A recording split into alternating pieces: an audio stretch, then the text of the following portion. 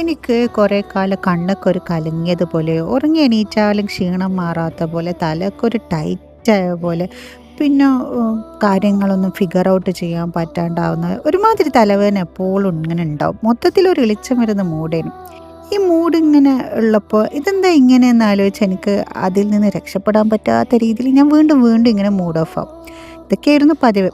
ആ സമയത്തൊക്കെ എനിക്കൊരു പേടിയാവുന്ന തലവേദനയും വരാറുണ്ടായിരുന്നു.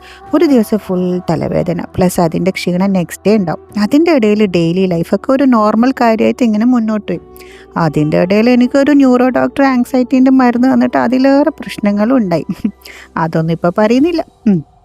പക്ഷെ എന്നെ ഈ ബുദ്ധിമുട്ടിൽ നിന്ന് രക്ഷിച്ചതൊരു സിമ്പിൾ കാര്യമായിരുന്നു. വെള്ളം. അതെ, സാധാരണ വെള്ളം. ഞാൻ വിചാരിച്ചു ഞാൻ നല്ലോണം വെള്ളം കുടിക്കുന്നുണ്ടെന്ന്. നമ്മളൊരു ഡയറ്റീഷ്യൻ ഒരു 6 മന്ത്സ് കൺസൾട്ട് ചെയ്ത് അത് നമ്മളെ ജീവിതത്തിൽ കൊണ്ടുവന്ന അറിവുകളും മാറ്റങ്ങളും അപാരേനും.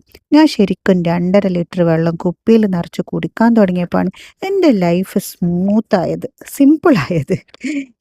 ഇത് ഒന്നോ രണ്ടോ ദിവസം കുടിച്ചാൽ പോരാട്ടോ, എല്ലപ്പോൾ കുടിക്കണം. എൻ്റെ തലവേദന, ഷോൾഡർ പെയിൻ, ബ്രെയിൻ ഫോഗ് ഇതൊക്കെ എങ്ങോട്ടാ പോയതെന്ന് എനിക്കെന്നെ അറിയില്ല. അതുകൊണ്ട് നല്ലോണം വെള്ളം കുടിച്ചോണ്ടി മക്കളെ. ഇല്ലേല് നിങ്ങളെ ജീവിതം ഇങ്ങളെ വെള്ളം കുടിപ്പിച്ചിരിക്കും.